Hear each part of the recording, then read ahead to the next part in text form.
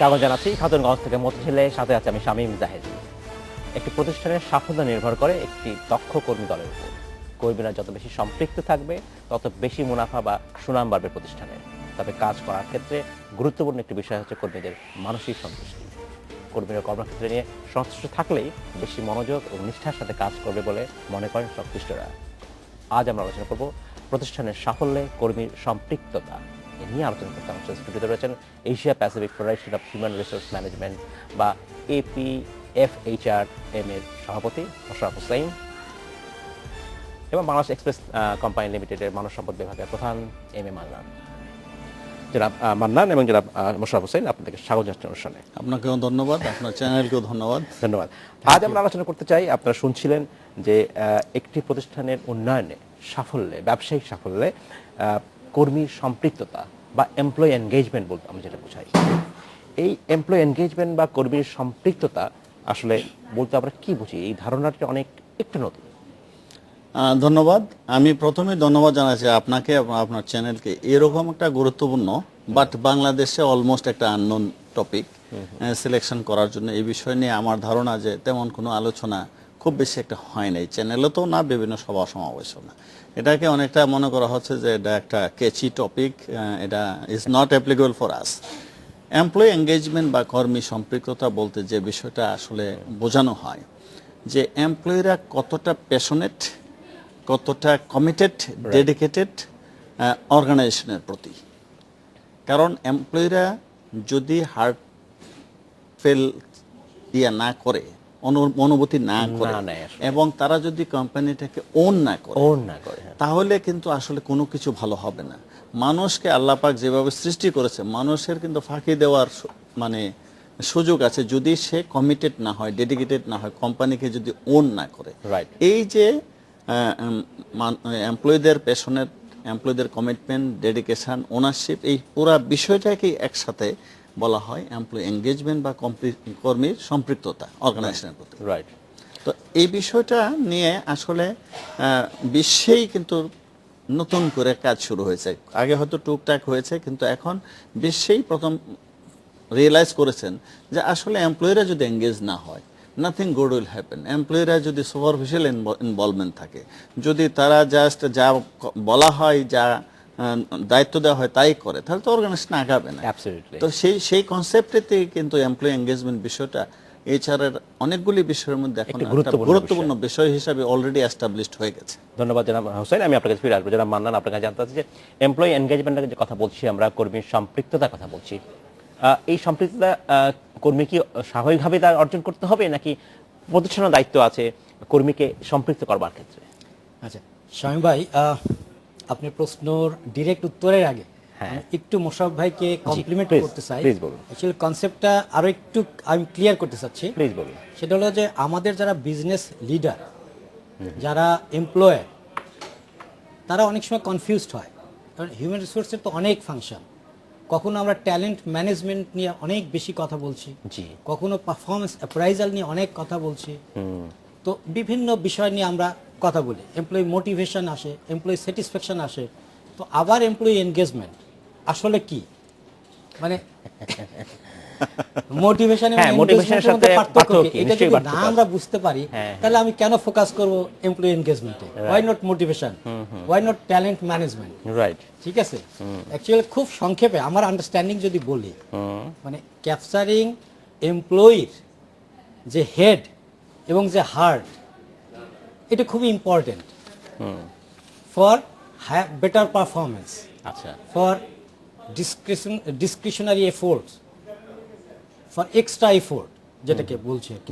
তো এনগেজমেন্টের মাধ্যমে কিন্তু আমরা সেই এক্সট্রা এফোর্ট, যেটা অ্যাবাভ অ্যান্ড বিয়ন্ড, এইটা আমরা অর্জন করতে পারি। আমি যদি আরেকটু প্রশ্ন করতে চাই, আপনি বলছিলেন যে আমি আরেকটু প্রশ্ন করছি, আপনি বলছিলেন যে এমপ্লয়ি এনগেজমেন্টের সাথে স্যাটিসফ্যাকশন এবং এমপ্লয়ির হ্যাপিনেস, মোটিভেশনের পার্থক্য রয়েছে। তাহলে মোটিভেশন কোনটা, স্যাটিসফ্যাকশন কোনটা, আর কোনটা এনগেজমেন্ট? ওকে, এনগেজমেন্টটা আসলে হলো purpose driven, values driven, something long term. মানে ফর কমপ্লেক্স এবং লং টার্ম বেনিফিটের জন্য আপনার এমপ্লয়ি এনগেজমেন্টটা ভেরি ইম্পর্টেন্ট। বাট মোটিভেশন হলো সিম্পল শর্ট টার্ম গোলের জন্য এটা খুব দরকার। একজন এমপ্লয়ি যে খুব হ্যাপি, যে স্যাটিসফাইড, সে প্রোডাক্টিভ নাও হতে পারে। Happiness does not ensure productivity, but engagement আপনাকে প্রোডাক্টিভিটি এনশিওর করবে, যেটা একটা বিজনেসে যে সুপার ডুপার রেজাল্ট, এটা আনার জন্য এমপ্লয়ি এনগেজমেন্টের বিকল্প নেই। বিকল্প নেই। আচ্ছা, জি। লাইক আপনার ট্যালেন্ট আপনি কিন্তু হায়ার করতে পারেন, কিন্তু হায়ার করাটাই কিন্তু এনাফ না, আপনার দরকার হলো আউটপুট। তো আউটপুট এবং তার যে রিটেনশন, এটার জন্য কিন্তু এমপ্লয়ি এনগেজমেন্টটা Right. খুবই ইম্পর্টেন্ট। Right. আমি জানতে চাচ্ছিলাম আপনার আপনার কাছে প্রশ্ন, যে- জি জি। প্রশ্নটা, জি আবার একটু যদি আমি জানতে চাচ্ছিলাম যে এই এনগেজমেন্টটা কি একজন কর্মী স্বাভাবিকভাবে অর্জন করবে, নাকি প্রতিষ্ঠানের দায়িত্ব রয়েছে কর্মীকে এনগেজ করবার ক্ষেত্রে? অ্যাকচুয়ালি অবশ্যই এটা প্রতিষ্ঠানের দায়িত্বই তো অনেক বেশি। আচ্ছা। এটা it starts with top management. If top management, business leaders, if they are not engaged, if they are not committed, if they don't understand this subject, then it is difficult to make engaged employees. That means আপনার প্রতিষ্ঠানের দায়িত্বটাই এখানে বেশি, কিন্তু প্রতিষ্ঠান এমপ্লয়াররা তো সরাসরি করবেন না। না, সেটা এইখানে করবেন না। করার জন্যই প্রফেশনাল হেল্প দরকার আছে। সেখানে এইচআর ডিপার্টমেন্ট বা এইচআর এক্সপার্টের এখানে ইনপুট দরকার, তাদের এখানে অনেক কিছুই করার আছে। তো সেক্ষেত্রে তারপরে আপনার যারা সিনিয়র যারা লিডারশিপ রোলে থাকে, ফাংশনাল হেড, ম্যানেজার, হোয়াটএভার, জি। তারা যদি এনগেজড না হয়, তাহলে কিন্তু অর্গানাইজেশন স্বাভাবিকভাবে সবাইকে engage হতে হবে, শুধু সাফার করবে। নিম্ন লেভেল কর্মী না, সবচেয়ে সবাইকে হতে হবে। মারাত্মক জিনিস হলো একজন ম্যানেজার যদি ডিসএনগেজড হয়, তাহলে তার আন্ডারে সে এনগেজড এমপ্লয়ি টলারেট করবে না, রাখতে চাইবে না। তো যার ফলে সিনিয়র লেভেলের এনগেজমেন্টটা খুবই ইম্পর্টেন্ট। তো Absolutely. সেই ক্ষেত্রে এমপ্লয়ারের গুরুত্বটা প্রতিষ্ঠানের এখানে কমিটমেন্টটাই হলো খুবই বেশি দরকার। ধন্যবাদ আপনাকে। জনাব মোশাররফ হোসেন, আপনাকে জানতে চাচ্ছি, আপনি বলছিলেন যে এইচআর এর একটা বড় কাজ, গুরুত্বপূর্ণ কাজ হচ্ছে এমপ্লয় এনগেজমেন্ট। আমরা জানি যে আমরা একটা সময় বুঝতাম যে এইচআর মানেই তো শুধু একটা কর্মী নিয়োগ নয়, রিক্রুটমেন্ট নয়, বা বেতন কত হবে সে নির্ধারণ করা নয়, বা টাইম ম্যানেজমেন্টও নয়, কখনো একজন এমপ্লয় আসছে বা যাচ্ছে। মোর দ্যান দ্যাট, সেক্ষেত্রে এই যে নতুন কনসেপ্টের কথা বলা হচ্ছে যে এনগেজমেন্ট, এমপ্লয় এনগেজমেন্ট, এইচআর কিভাবে এটা নিশ্চিত করবে? এটা আসলে এটা আসলে one of the HR functions. যদিও আপনি অনেক বই পুস্তকে দেখবেন, পুরনো বই পুস্তকে যে এই নামে কোনো কিছু নাই। আচ্ছা, কারণ পুরনো বই পুস্তকে যে বিষয়গুলিকে এইচআর ফাংশন বলা হতো, এগুলি অনেকটাই এখন আস্তে আস্তে অ্যাডমিনিস্ট্রেটিভ ফাংশনের দিকে চলে গেছে, অনেকগুলি আউটসোর্সে চলে গেছে। আচ্ছা। কোর এইচআর ফাংশনের মধ্যে এটা একটা নতুনভাবে যোগ হয়েছে। এবং আমি একটা রেফার করতে পারি যে আমাদের গত বছরে একটা সার্ভে হয়েছে ওয়ার্ল্ড ওয়াইড। আচ্ছা। World federation of people management association, আমাদের গ্লোবাল এইচআর বডিজ, যেটারও আমি বোর্ড মেম্বার বাংলাদেশ। সেখানে বোস্টন কনসাল্টিং গ্রুপের সাথে জয়েন্টলি আমরা পুরো ওয়ার্ল্ডে একটা সার্ভে করেছি। আপনি শুনে খুশি হবেন, বিকজ টপিকটা আপনারাই চুজ করেছেন, যে ওয়ার্ল্ড র্যাঙ্কিং এটা 2 থেকে 3 নাম্বার র্যাঙ্কিংয়ে চলে আসে এইচআর এর প্রায়োরিটির মধ্যে। আচ্ছা। তো কাজেই এই বিষয়টা যে কত গুরুত্বপূর্ণ, এটার সার্ভের মাধ্যমে কিন্তু এস্টাবলিশড হয়েছে। এবং ইফ নেসেসারি আমি আপনাকে রিপোর্টটা শেয়ার করতে পারবো, এটা ভালো লাগবে আপনার পড়লে। সেখানে যে বিষয়টাকে অ্যানালাইসিস করা হয়েছে যে আসলে এমপ্লয়িরা যদি রিস্ক টেক না করে, এমপ্লয়িরা যদি ওন না করে, এমপ্লয়িরা যদি তার ডিসক্রিপশনটাকে কোম্পানির জন্য ইউজ ব্যবহার না না করে, করে, হ্যাঁ। তাহলে তো অর্ডিনারি রেজাল্ট প্রডিউস হবে, এক্সট্রা অর্ডিনারি কোনো রেজাল্ট প্রডিউস হবে না। তো সেই এক্সট্রা অর্ডিনারি রেজাল্ট যদি প্রডিউস করতে হয়, এই বিষয়টাকে গুরুত্ব দিতে হবে। এখন আপনার প্রশ্ন হলো যে এইচআর কিভাবে করবে?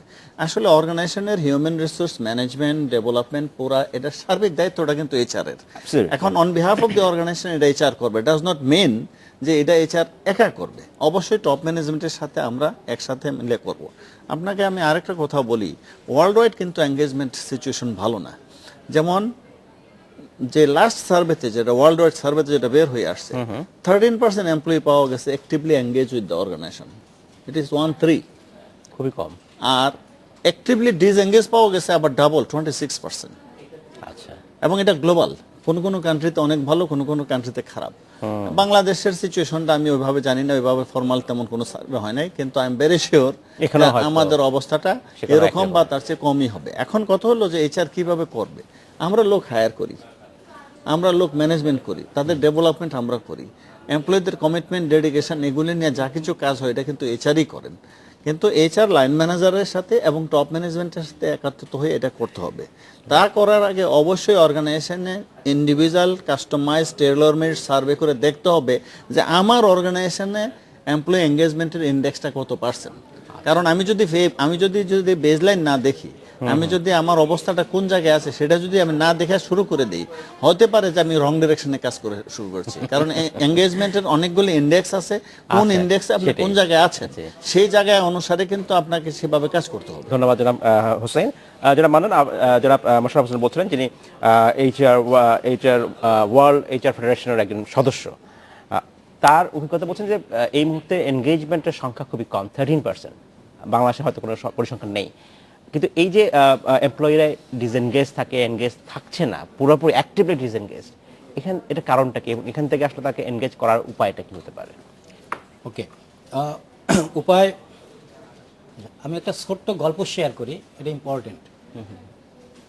একজন সিনিয়র ইঞ্জিনিয়ার, খুব ডিমান্ডিং। আচ্ছা, তো মেশিন ব্রেকডাউন হয়েছে, প্রোডাকশান বন্ধ, এখন তাকে মেশিন অফ করতেই হবে, ঠিক আছে। সেম ডেতে আফটারনুনে ডাক্তারের সাথে অ্যাপয়েন্টমেন্ট আছে, তার বাচ্চা অসুস্থ, আচ্ছা, খুবই অসুস্থ, তাকে ডাক্তারের কাছে নিতেই হবে, অ্যাপয়েন্টমেন্ট করাও আছে। এখন সে এই যে মেশিন, এই প্রোডাকশন বন্ধ রেখে বাসায় যেতেও পারছে না, সাংঘাতিক ডিলেমার মধ্যে, রাইট, ঠিক আছে, যে কোনটা সঠিক এটা ডিফিকাল্ট। তো এক পর্যায়ে সে ফ্যাক্টরিতে থেকে গেল, সে কাজ করলো, মেশিন অফ হলো, প্রোডাকশন চললো, সে অনেক রাতে বাসায় ফিরছে মন খারাপ করে, যে বাসায় গেলেই তো ওয়াইফ বোকাঝোকা করবে বা মন খারাপ করবে, আর সে অপরাধ বোধও যে বাচ্চা অসুস্থ, ডাক্তারের কাছে নিলাম না, এটা খুব ডিস্যাটিসফ্যাকশন নিয়েই বাসায় ফিরতেছে। মজার ব্যাপার হলো বাসায় গিয়া সে ওয়াইফকে দেখছে যে স্মাইলিং ফেস, প্রথমে সে একটু অবাক হলো, ঘটনাটা কি। ওকে, পর্যায়ক্রমে সে জানলো যে তার যে সিও, সে উইদাউট নোটিশ সে তার বাসায় এসে তার ওয়াইফ সহ তার বাচ্চাকে নিয়ে ডাক্তারের কাছে গেছে এবং ডাক্তারের কাছে দেখায় নিয়ে আসছে খুবই সুন্দরভাবে। খুবই ভালো। এই যে একটা গল্প, এই যে একটা উদাহরণ, এখান থেকে এটা হলো যে এনগেজমেন্টটা আমরা কিভাবে বাড়াতে পারি। একটা হলো দেখেন, ওই ইঞ্জিনিয়ারের কমিটমেন্ট, তার যে সেন্স অফ রেসপন্সিবিলিটি, হ্যাঁ, আর এই সেন্স অফ রেসপন্সিবিলিটিটা একদিন প্রতিষ্ঠানের যে দায়িত্ব সেই কথা আপনি বলছিলেন, যে মানে তার যে কমিটমেন্ট, তার যে লয়ালিটি টু এমপ্লয়ি। তো সেই ক্ষেত্রে আমি বলি, আর আমাদের এক সময় হচ্ছে বিরতি যাবার, বাট এই প্রশ্নের উত্তর আমরা এই প্রশ্নে আবার বিস্তারিত শুনবো আপনার কাছে, তার আগে নিয়ে আমরা ছোট্ট একটা বিরতি। জি, থ্যাংক ইউ। আমাদের সময় হলো একটা বিরতিতে যাবার, আমাদের সাথেই থাকবেন, আমরা ফিরছি শীঘ্রই।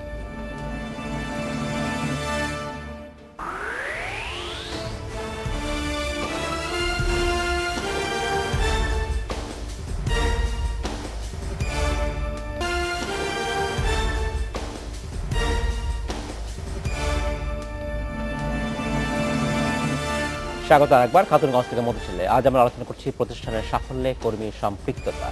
এ নিয়ে আলোচনা করতে আমার সাথে স্টুডিওতে রয়েছেন Asia Pacific federation of human resource ম্যানেজমেন্টের সভাপতি মোহাম্মদ মোশাররফ হোসেন এবং বাংলাদেশ এক্সপ্রেস কোম্পানি লিমিটেডের মানব সম্পদ বিভাগের প্রধান এম.এ. মান্নান। জনাব মান্নান এবং জনাব মোশাররফ হোসেন, আপনাকে স্বাগত জানাচ্ছি অনুষ্ঠানে আরেকবার। জনাব মান্নান, বিরতি যাওয়ার আগে আপনি কথা বলছিলেন, আপনি বলছিলেন যে কিভাবে এনগেজমেন্ট আরো বাড়ানো যায়। একটা বিষয় তো আমরা এখন এটা স্বীকৃত যে এমপ্লয়ি এনগেজমেন্ট খুবই ইম্পর্টেন্ট।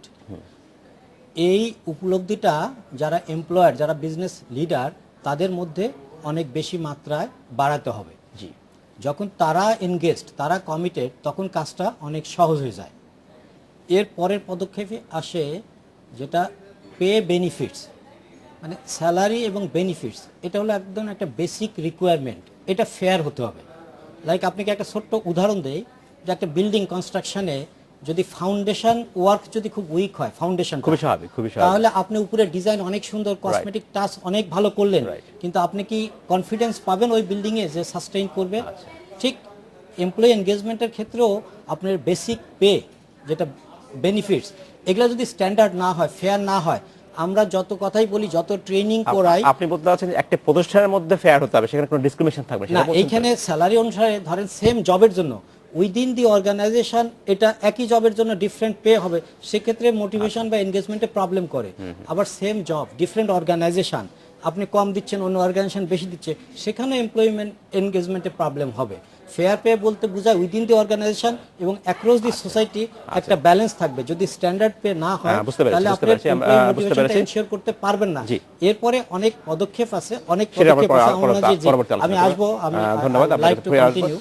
জনাব মোশাররফ হোসেন, আপনার কাছে জানতে চাচ্ছি যে এমপ্লয়ি এনগেজমেন্ট বৃদ্ধির জন্য কি টুল রয়েছে আসলে? প্রথম কথা হলো মান্নান সাহেব যেগুলি বলছে এগুলি অবশ্যই ভেরি ফান্ডামেন্টাল, সেগুলি Right, করতেই হবে। right. এর বাইরে আসলে আমাদের ম্যানেজমেন্ট সিস্টেমটা ওনার এমপ্লয়ীদের রিলেশনশিপটা বাড়াতে হবে। এখন এগুলি হলো বেগ কথা, এখন স্পেসিফিক কি করতে হবে। যেমন আমাদের কতগুলি যে ম্যানেজমেন্ট সিস্টেমটাকে অ্যাটেন্ডেন্স বেস থেকে রেজাল্ট বেজে নিয়ে আসতে হবে। আমাকে হায়ার করা হয়েছে টু প্রডিউস সামথিং, সেই দিকে আমাকে নিয়ে যেতে হবে। একদম 9টা যাইতে হবে, আমার 5টা আসতে হবে, না আসলে লালকালি হবে।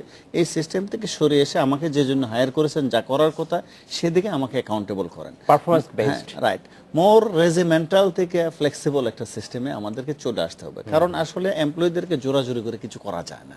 এমপ্লয়ীদেরকে you have to win the hearts and minds of the employee. Right. এবং সেটা করতে গেলে কি কি করতে হবে? একটা হলো যে এমপ্লয়ীদেরকে আমরা অ্যাকাউন্টেবল করি তাদের রেজাল্ট, যা করার কথা সে করছে কিনা।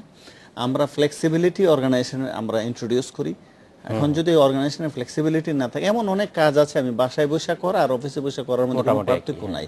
সেটা যদি আমি বাসায় বসে করে আমার ফ্যামিলিকেও আমি সময় দিতে পারি, আবার অফিসের কাজটা হলো, দোষের তো কোনো কিছু নাই। এখন ধরেন ইভেন মানুষ যখন ট্রাভেল করে তখন কিন্তু এয়ারলাইন্সে বসেও তারা কাজ করতে পারে। তো এখন এই বিষয়গুলি আমাদের দৃষ্টিভঙ্গিটাকে একটা পরিবর্তন করতে হবে। ওয়ার্ক লাইফ ব্যালেন্সের বিষয়টাকে আমাদের চিন্তা করতে অবশ্যই হবে। নিশ্চিত আমি কিন্তু করতে হবে। চাকরি করি মেইনলি আমার পরিবারের জন্য। কাজে আমার ফ্যামিলি যদি আনহ্যাপি হয়, আমার ফ্যামিলি যদি একটু আমার জবের প্রতি অনীহা থাকে, আমি কিন্তু ভালো কন্ট্রিবিউট এখানে আমি করতে পারবো না। এবং আরেকটা বিষয় আছে যে মিনিমাম কতগুলি বেনিফিট যদি না থাকে, আমার অর্গানাইজেশনের সাথে সুতাটা কোথায়? আমাদের অনেক অর্গানাইজেশন আছে যে আগামীকাল আমার চাকরিটা থাকবে কিনা সেই বিষয়ে কোনো গ্যারান্টি নাই। তো সেখানে আমি কিসের সম্পৃক্ততা হবে, কিসের আমার এঙ্গেজমেন্ট হবে? কাজে বেসিক কতগুলি জিনিস, কিছু লং টার্ম বেনিফিট, কিছু শর্ট টার্ম বেনিফিট এবং রিলেশনশিপগুলি। আমি যদি একটা ভয়ভীতির মধ্যে থাকি, সেখানে তো আমি ফুল পটেনশিয়াল দিয়ে আমি কাজই করতে পারবো না। কাজে অর্গানাইজেশনের কালচারটাও আমাদেরকে চেঞ্জ ছোট্ট বিষয় আমি জানতে চাই। আপনি যখন বলছিলেন যে দুজনেই বলছিলেন আপনারা পে বেনিফিটের কথা বলছিলেন যে বেতনটা এমন হওয়া উচিত যেন ইন্ডাস্ট্রির সাথে সামঞ্জস্যপূর্ণ হতে পারে, সেটা এখানে একটা বিষয় আছে। কিন্তু আমরা একটা অভিযোগ শুনি অনেক সময় আমাদের কর্মীরা বলে যে আমার প্রতিষ্ঠান তো অনেক লাভ করছে, আমার বেতন আসলে বেশি নাই, আমার বেতনটা কম, প্রতিষ্ঠান যে হারে পয়সা ইনকাম করে আমি সেরকম পাই না। এই একটা স্বাভাবিক একটা অভিযোগ থাকে, কর্মীরা করে থাকে। কিন্তু এক্ষেত্রে একটা প্রতিষ্ঠানের ব্যবসায়িক যে তথ্য ইনফরমেশন, সেইটা ডিসেমিনেট করার দায়িত্ব কি আছে কিনা, এবং সেইটা করলে এমপ্লয়ি এনগেজমেন্ট আসলে কতখানি বৃদ্ধি পায়? অর্থাৎ আমি বলতে চাচ্ছি প্রতিষ্ঠান এবছর এত টাকা লাভ করলো, সেটাকে এমপ্লয়িকে জানাতে হবে। এখন ফেয়ারনেস ট্রান্সপারেন্সি যদি না থাকে কিছুই হবে না। এখন আমার প্রতিষ্ঠান কি লাভে আছে না লসে আছে, সেটা যদি আমি না জানি, আমি ড্রাইভটা কিভাবে দেবো? Absolutely. এখন কথা হলো যে বহু প্রতিষ্ঠান, বাংলাদেশের কথা যদি আমরা বলি, সঠিক তথ্য কিন্তু এমপ্লয়ীদেরকে দিচ্ছেন না। লাভ হলেও বলতেছে লস, আর লস হলে আরো লস। তাতে করে হচ্ছে কি, তার যে একটা এনকারেজমেন্ট বা তার যে একটা, আমি একটা ভালো কাজ করলে আপনি যদি বলেন যে you have done a great work, Absolutely. আমার কিন্তু সেইটাই তখন আসলে ইয়েটা দরকার। পারে। এখন সবসময় যদি আমি লসের কথাই শোনাতে থাকি, তাহলে I don't see Any future. Impact of my hard work. ধন্যবাদ, সেই ধন্যবাদ। বিষয়টা আমার কিন্তু হাতে আমাদের খেয়াল থাকতে হবে, রাখতে একটা হবে। ট্রান্সপারেন্সি থাকতে হবে। Absolutely. মানে আপনার কি মনে হয় যে এই যে তথ্য, ব্যবসায়িক তথ্য ট্রান্সপারেন্টলি করা উচিত, কিন্তু কেন হয় না? আমার হাতে সময় খুবই কম। ওকে, অ্যাকচুয়ালি এমপ্লয়ি এনগেজমেন্টের মধ্যে দেখতে হবে যে কোন কোন এলিমেন্টগুলো বেশি কাজ করে। Absolutely. এখন ওইটা যদি ধরেন এই ব্যবসায়িক যে আপনার ইনফরমেশন, এটা সেটা ট্রান্সপারেন্ট যদি না করা হয়, এমপ্লয়ি এনগেজমেন্টের ক্ষেত্রে আচ্ছা, মানে খুব কাজ করে, তাহলে ডেফিনেটলি সেক্ষেত্রে করতে হবে। বাট একটা জিনিস মনে করতে আমাদের হবে, সময় একদম কম। আমরা না, সেটা হলো যে এমপ্লয়ি এনগেজমেন্ট হলো কেন দরকার। সেটা আপনি নিশ্চয়ই- আজকে টিকে আছেন, কালকেও থাকবেন, কিন্তু পরশুদিন ধন্যবাদ জনাব ইমাম মান্নান, আপনাকে ধন্যবাদ। জনাব মোশাররফ হোসেন, আপনাকে ধন্যবাদ। এমপ্লয়ি এনগেজমেন্ট আজকে খুবই শুরু হচ্ছে, দরকার। ভবিষ্যতে নিশ্চয়ই আপনার সাথে আমরা কথা ধন্যবাদ বলবো। আপনাকে Thank you. এবং আপনার মাধ্যমে আপনার এই ছিল চ্যানেল আজকে আমাদের খাতুনগঞ্জ থেকে মত ছিল। আমাদের সাথে থাকবেন, দেখা হবে আবারও।